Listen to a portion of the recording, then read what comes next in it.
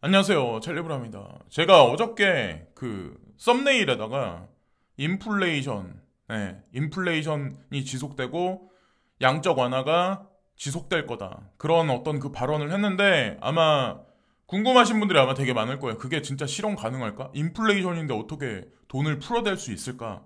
제가 그래서 오늘은 그 근거 자료를 좀 가지고 와서 이제 영상에서 말씀을 드릴 거고 지금 현재 세계 정세가 어디서 어디로 흘러가는지 코인 투자하고 분명히 다 연결이 돼 있어요. 우리가 투자하고 있는 코인들하고.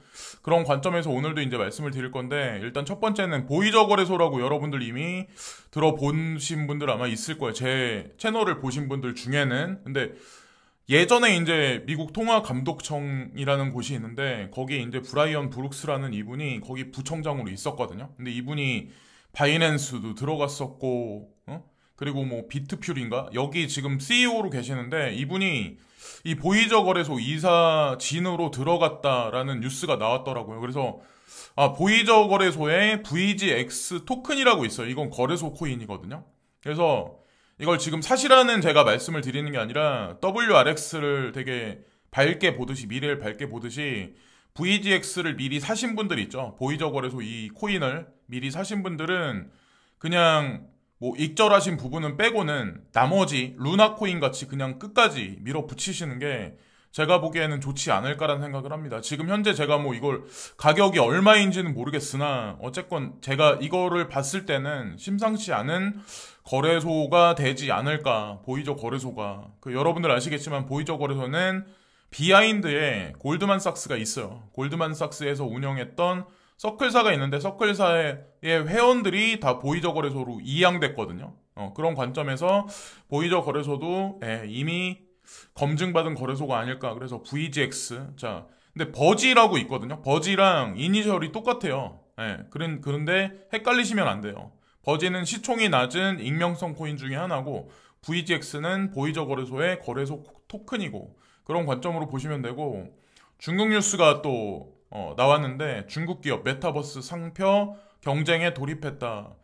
중국 정부에서는 밴을 시킨다고 그러는데 어떻게 이런 뉴스가 나올까요? 그리고 중국 내에 있는 거대 기업들은 텐센트, 화웨이 등 기업들은 메타버스 관련 상표권을 추구하고 있다. 되게 이에 상반되는 얘기잖아요. 그러니까 진실이 어디에 있냐? 그거를 보셔야 된다는 거죠. 진짜 중국이 밴을 시킬까? 과연 그걸 믿을 수 있냐는 거죠. 11월 중국 인민은행이 메타버스 및 대체불가 토큰에 대해 경고했지만 1000개 이상의 중국 기업이 메타버스 관련 상표 출원을 수천 건을 제출했습니다. 진짜 밴 시키겠다고 했다면 이 기업들이 이 시도조차를 안 했겠죠. 그러니까 저는 중국에서 이거를 그냥 전략적으로 밴 시키는 게 아니라 그냥 통수를 치기 위해서 밴을 시켰다고 저는 생각을 해요. 중국 코인의 급상승이 어느 시점이 가면 분명히 올 거예요. 그래서 싸가지고 막 바닥을 막 길 때 손절하고 나가는 사람도 있고 별의별 사람이 아마 다 있을 거예요. 근데 이게 코인 투자를 해보신 분은 아마 아시겠지만 이게 몇십 프로 떨어진 거는 사실 코인 투자에서 의미가 없어요. 의미가 없어요. 지금 현재 뭐 그런 걸 뭐 코인 투자 한 지 얼마 안 되신 분들은 제가 말씀드리는 걸 이해를 못 하신 분이 있겠지만 경험을 한번 해보시면 아마 아실 거예요. 상승상이 왔을 때. 자, 그리고 뭐 인도도 마찬가지예요. 뭐 오픈한다, 밴 시킨다, 계속해서 이제 번갈아 가면서 오락가락 하죠. 자, 여기에 이제 투자를 해야 하는 당위성이 분명히 있는 거예요. 이렇게 오락가락 한다는 거에는 뭔가가 분명히 있는 거예요. 자, 요즘에 이제 코인텔레그래프에서 계속 인도 얘기를 계속 하고 있고, 자, 우리 이제 인플레이션이 오니까 어저께 맨친 뭐 의원인가? 그분이 뭐 인플레이션이 지속적으로 오니까 바이든 행정부의 뭐 사회 인프라 법안 그래서 예산안이 통과되면 안 된다. 그것 때문에 사실은 지금 많이 그 가격이 하향된 거거든요. 지금 현재 이제 상황이 온 게 연속적으로 거기다 주식시장도 조금 많이 하락을 했더라고요. 그러니까 사실 이 뉴스가 어저께 낮에 왔었거든요. 근데 사실 원인을 찾아야 되는 거는 사실 이거예요. 글로벌 공급망 시스템이 붕괴될 수 있다고 노동자들이 경고를 한다. 이게 2021년 9월 30일 날이에요.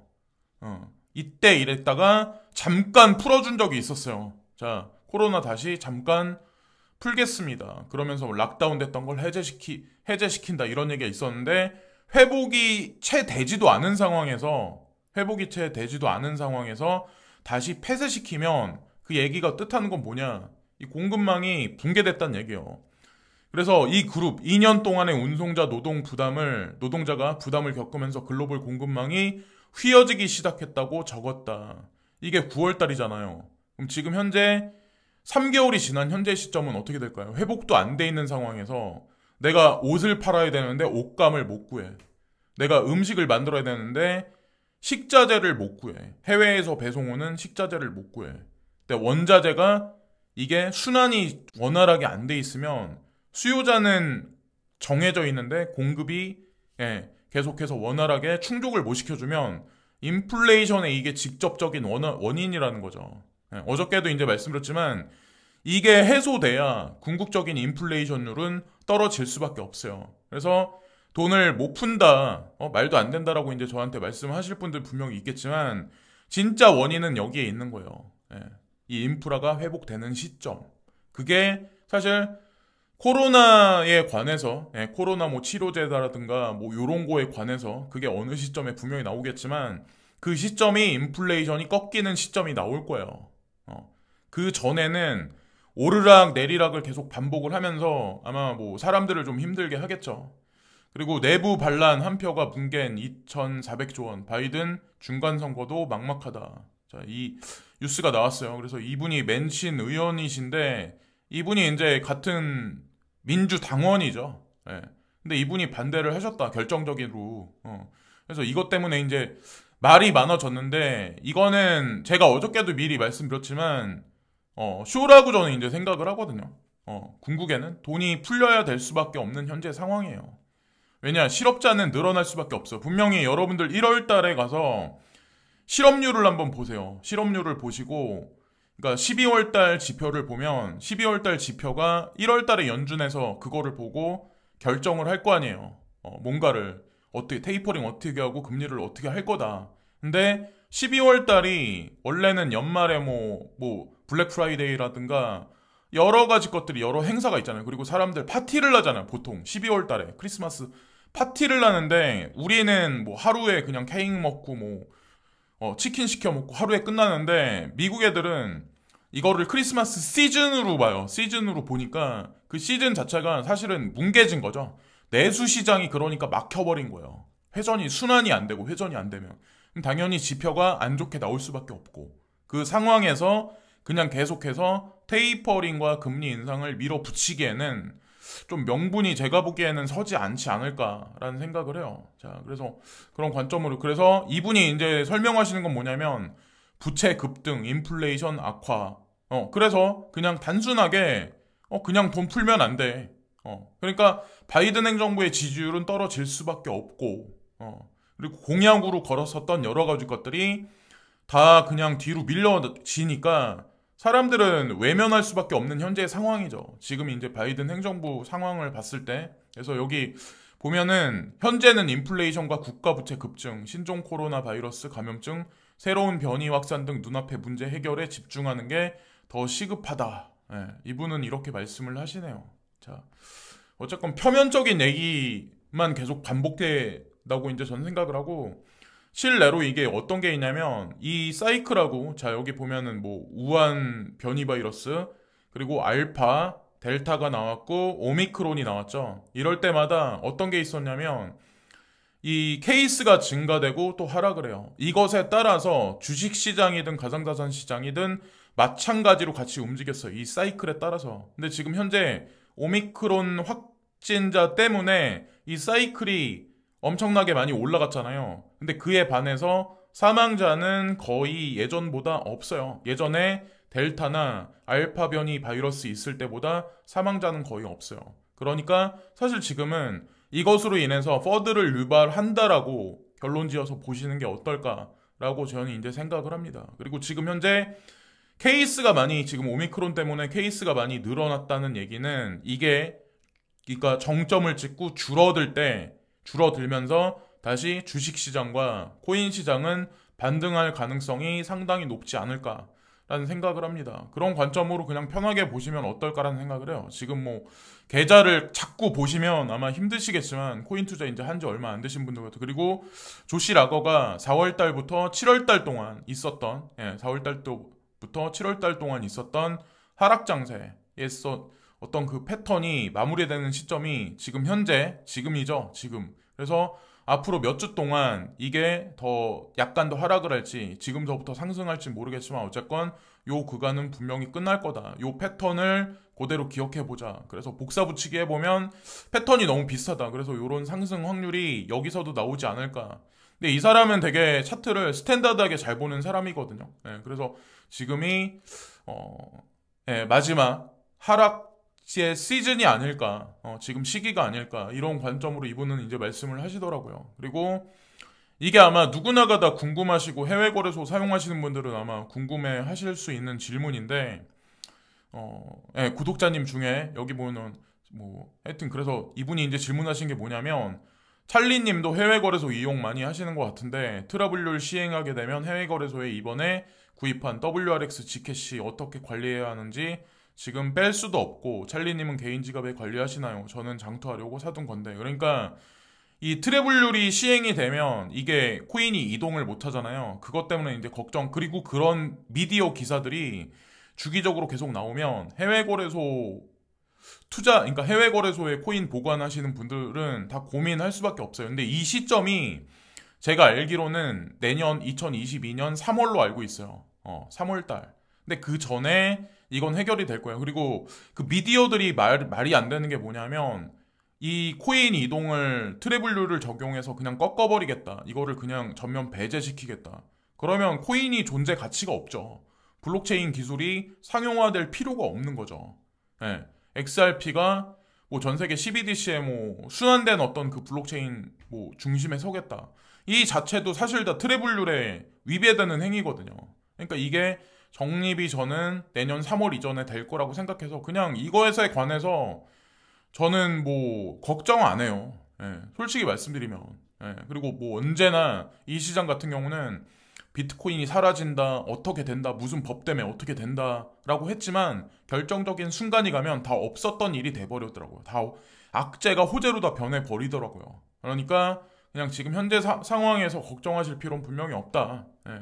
거래소와 거래소의 이동이 불가하다? 그럼 그게 과연 이 시장 자체가 존재할 이유가 있을까요? 그리고 그걸 안다면 소프트뱅크가 그레이스케일 자산운용사의 모회사인 DCG에 투자할 필요도 없었죠. 예, 투자를 안 했겠죠. 과연 샌드박스에는 투자를 왜 했었을까요? 자, 그리고 찰리 브라운님, 저는 3년 된 구독자입니다. 마나 100원에 매집해서 6,000원에 매도, 리플로 갈아탔고요. 이클도 6,000원에 매집해서 8만원 매도, 3억 원의 수익이 났어요. 항상 감사합니다. 그래서 수익을 잘 보신 것 같아요. 그래서 제가 이거를 이분 자랑하자, 제 얘기가 다 맞다, 이런 걸 말씀드리려고 하는 게 아니라, 오래 보셨죠. 오래 되셨죠.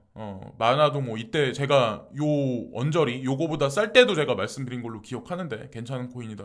메타버스 세상하고 가상현실하고 이제 관련해서 이제 자주자주 언급을 많이 했었던 것 같아요. 그걸 보고 이제 사신 분들이 되게 많았었는데, 제가 말씀드리고 싶은 건, 지금의 여러분들이 가지고 계신 여러분들이 베팅한 코인들 가격 있잖아요. 그것도 이분이 3년 전에 했었던 투자 시점 있죠. 그거를 보시고 향후의 상승률을 보시면 돼요. 이분 보세요. 3년 전에 100원에 투자해서 6,000원에 수익 났다. 그럼 지금 여러분들이 투자하고 계시는 가격도 몇십 프로 떨어진 게 의미 없다라고 제가 말씀드린 이유가 다 이것 때문에 제가 이제 말씀을 드리는 거예요. 네. 그래서 이클도 분명히 두세 번의 장난스러운 어떤 그 파동이 있긴 했지만 진짜 솔라나나 이더리움이 올라갔듯이 그런 파동이 그려지는 시점이 이더리움 2.0이 구현되는 시점. 그 시점이 내년에 올 거예요. 네, 내년에 오기 때문에 지금 차트를 보고 얼마 간다, 얼마 빠졌다, 이게 의미가 없어요. 제가 디테일하게 말씀드리는 거는 그거는 나중 방송에서 그거를 이제 말씀을 드릴게요. 숫자에 모든 거를 걸지 마시고, 그리고 어떤 분이 이제 좋은 말씀을 적어주셨는데, 욕심을 부리다 보면 자주 들여다보게 되고, 자주 들여다보면 1회 1비하게 되고, 올라도 걱정, 내려도 걱정, 근심들이 쌓이다 보면 내 생활 리듬이 깨지게 되는 것 같아요. 이럴 때일수록 평정심을 갖고 열심히 사는 게 필요할 것 같아요. 맞는 말씀이세요. 정확히 맞는. 근데 중요한 건 내 내가 가지고 있는 그릇보다, 내가 가지고 있는 어떤 능력치보다 대출 비율이 높으신 분들은 이렇게 할 수가 없죠. 당연히 이렇게 할 수가 없죠. 근데 코인 투자는 대출 비율이 높으면 절대로 백전백승 할 수가 없어요. 멘탈이 일단 흔들려. 그래서 여기서 조금만 상승하면 전부 다 팔아버릴 수밖에 없어요. 사람이 쫓기기 때문에. 그래서 어쨌건 여윳돈으로, 여유로운 마음으로 투자를 하시는 게 아마 훨씬 더 큰 수익을 얻으실 수 있지 않을까 생각하고, 파일코인에 관해서 이제 저한테 물어보세요. 파일코인이 이제 좀 떨어지니까. 근데 다른 코인도 마찬가지로 다 떨어졌어요. 예, 파일코인뿐만 아니라. 그래서 걱정된다, 그런 의미에서 뭐 걱정되신다고 이렇게 적어주셨는데, 제가 이제 한 가지만 말씀드리면, 제가 아는 지인 중에, 제가 연락하고 있는 뭐 지인 중에 있는데, 그분이 뭐 이런 코딩이나 아니면 이 코인 생태계에 관해서 좀 알고 고인물이에요. 예, 이 사람은 이제 진짜 고인물이에요, 고인물. 그러니까 이더리움도 여러분들이 생각하시는 것보다 훨씬 싸게 들어오고, 뭐 지금 뭐 자산으로 따지면 뭐 몇 개 거래소에 총액을 합하면 아마 700은 넘을 거예요. 700억. 700억 정도 넘으실 텐데, 이분이 저한테 조언을 해준 게 한 가지 있어요. 얼마 전에 이분이 저한테. 근데 그 중에 솔라나가 이제 대표적인 거였고, 얼마 전에 아마 제가 말씀드렸을 거예요. 솔라나가 대표적인 거고, 파일코인도 그냥 자기가 본인이 보시기에는 그냥 장투로 괜찮다. 그래서 예전서부터 지금까지 계속 홀딩하고 있고 앞으로도 계속 보유할 거다, 그렇게 말씀을 하시더라고요. 그래서 뭐 그거를 믿든 안 믿든 그 뭐 각자의 그건 판단이고, 어쨌건 저도 마찬가지로 이분도 이런 말씀 해주셨고, 그리고 또한 이제 중요한 거는 저도 그 전부터 파일코인에 관해서 괜찮다 말씀을 많이 아마 드린 걸로 알고 있어요. 제가 요 근래 한 번 더 이제 말씀드렸는데, 아마 제가 한국에서는 제일 처음에 아마 말씀을 드렸었을 거예요. 파일코인에 관해 조사를 많이 했었고, 영상에서는. 그리고 중요한 거는 파일코인은 세카이어 캐피탈이라고 있는데, 거기서도 파일코인에 투자를 진행했었어요. 그 관점이 사실은 제일 중요한 거죠. 세카이어 캐피탈이 돈을 투자했냐 안 했냐가 이제 제일 중요한 거죠. 그리고 뭐 중간에 이리저리 흔들리다가 개인이 거기 그 코인에서 이제 수익을 못 보는 거는 다 개인의 판단이라고 생각해요. 뭐 하다못해 루나 같은 경우도 100원에서 300원, 그때도 이제 많이 얘기를 한 것 같은데, 뭐 600원에 그거를 300원에 샀다가 600원에 나간 사람도 있을 거고, 얼마 전에 뭐 그 구독자님처럼 8만 원에 파신 분도 있을 거고, 지금까지 가지고 있는 분도 있을 거고, 만 원에 저같이 이제 만 원에 판 사람도 있을 거고, 별의별 케이스가 많을 거야 아마. 뭐 각자의 뭐 그 운이라고 생각을 하고, 그리고 뭐 목수일을 20년 이상 하신 분인데 지금 요즘에 이제 수익을 거두셔가지고, 그래서 뭐 그 아드님하고 제주도 가서 여행 가셨다, 그래서 좋은 댓글 달아주셔가지고 그냥 소개를 드리는 거예요. 그래서 여러분들도 지금 힘드신 분 있겠지만 이렇게 여유로운 그런 시즌이 분명히 올 거고, 지금 현재의 상황이 이렇게 여유롭게 각자의 생활을 보내실 때라고 전 이제 시기적절하게 잘 여행 가셨다고 전 생각을 해요. 그리고 여기 이제 뭐 투자하신 지 2개월 정도 되신 것 같아요. 여기 보면은 갓 2개월 된 코린이입니다. 지인에 의해 코인을 접하게 되었는데 코인은 도박이다, 이런 사상을 가지고 있었다. 참 어리석죠. 옛날에 정주영 회장님께서 말씀하신 내용을 내 지인이 이야기하면서 코인 이야기를 했습니다. 해봤어? 해보고 이야기해, 이러더라고요. 그래서 한번 해봤습니다. 그래서 이때까지 선입견에 얽매여서 내가 어리석었구나 라는 생각에 내 모습이 너무 한심했습니다. 근데 대부분은 어떤 생각들을 많이 하시냐면, 솔직히 제가 진짜 적어주신 건데, 이분 같은 경우는 어떤 생각들을 많이 하시냐면, 얼마 전까지 여러분들 아마 세금 내년서부터 매기겠다라고 했었을 때 많은 사람들은 그게 미뤄지면 되게 좋을 거라고 생각했었어요. 근데 우리가 생각하는 코인의 상승과 전혀 다른 방향으로 갔죠. 역으로 오히려. 그래서 그 사람들이 진짜 원하는 건 코인 상승과 세금을 거기다가 매기는 거예요. 그게 같이 커플링으로 움직여요. 그래서 사실은 제가 그게 연기됐다라고 얘기했었을 때 한편으로는 걱정을 좀 하긴 했었거든요. 솔직히 말씀드리면 이게 뭐 이러진 않을까. 근데 어쨌건 하여튼 뭐 그렇다는 거죠. 그래서 그리고 대부분의 사람들은 이게 뭐 3년간의 폭락장의 시작이다. 상승이 엄청나게 급등을 해버리면. 근데 제가 반복해서 말씀드리다시피 주식시장 같이 지금 가는 거를 준비를 하고 있는 거예요. 주식시장. 주식시장이 3년간 상승했으면 3년간의 하락장, 그러니까 예를 들어서 한두 달 오르면 3년간의 하락장인가요? 아니잖아요. 예.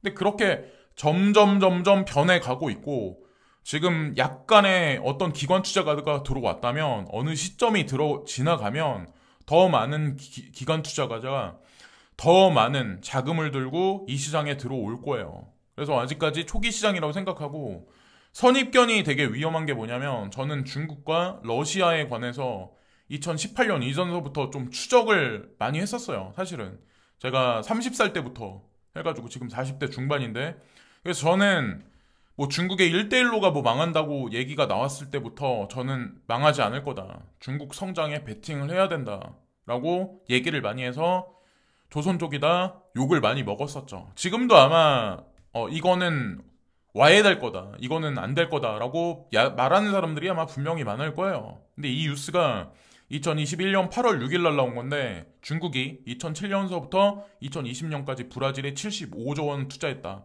남미 전체의 절반. 근데 이때 이 사람들이 준비한 게 뭐냐면 전력, 석유, 천연가스 분야가 76%를 차지했어요. 브라질이 엄청난 지하 자원을 가지고 있는 나라예요. 그러면 진짜 실제로 중국이 현재 전력난을 겪고 있다고 하는데, 그게 진짜의 일까요? 그게 진짜의 일까요? 예, 그것도 사실 페이크라는 거죠. 알고 보면. 이미 이 사람들은 이때서부터 준비를 하고 있었던 거예요. 벌써. 예, 장기간에 걸쳐서.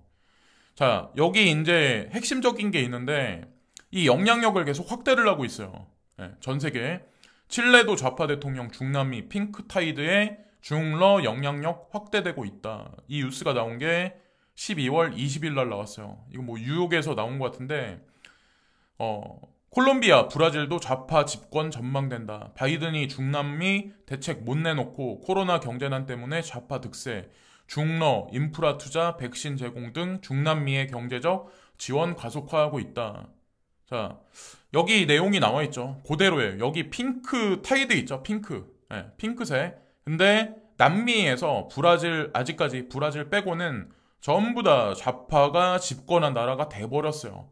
멕시코, 온두라스, 니카라과, 페루, 베네수엘라, 아르헨티나, 볼리비아. 근데 여기서 가장 큰 영역을 차지하는 게 브라질이에요. 근데 브라질도 마찬가지로 좌파로 정권 교체될 가능성이 높은 나라. 왜? 여기 보시면 아시겠지만 이미 중국이 많은 물질을 투자를 했었어요. 지금 현재 상황, 그래서 미 트럼프 정부가 자국 우선주의를 내세워 남미에서 손을 떼고 중국과 러시아가 그 빈틈을 파고들면서 중남미 우파 물결은 곧 퇴조되기 시작했다. 자, 이 일이 남미에서만 지금 벌어지고 있는 게 아니라 사실은 유럽의 나토에서도 벌어졌었어요. 나토 군에 원래 많은 병력이 배치가 돼 있었는데, 이미 빠진 게 제가 알기로는, 제 기억에는 5년 전서부터 서서히 미군을 철수를 많이 시켰었어요. 하여튼 그래서 우크라이나 사태 같은 경우도 이걸 제가 계속 이제 강조해서 드리는 말씀이 제 개인적인 생각이 아니라 그 히스토리 라인을 보면 대략적인 결론도 알 수 있거든요. 그리고 얼마 전에 에너지 문제에 관해서 개입을 줄이겠다, 바이든 행정부에서 이제 그런 얘기를 했죠. 그 틈을 러시아와 중국이 치고 들어가서 영역 확보를 지금 하고 있는 와중이라는 거죠. 어쨌든 저쨌든 전 세계가 우리가 원하지 않는 방향으로 점진적으로 가고 있는 건 맞고, 뭐 축의 전환인가 하는 2030 뭐 축의 전환인가 하는 책도 한번 봐보시면 분명히 도움이 되실 거예요. 그래서 오늘도 시청해주신 많은 분들께 고개 숙여 감사드립니다.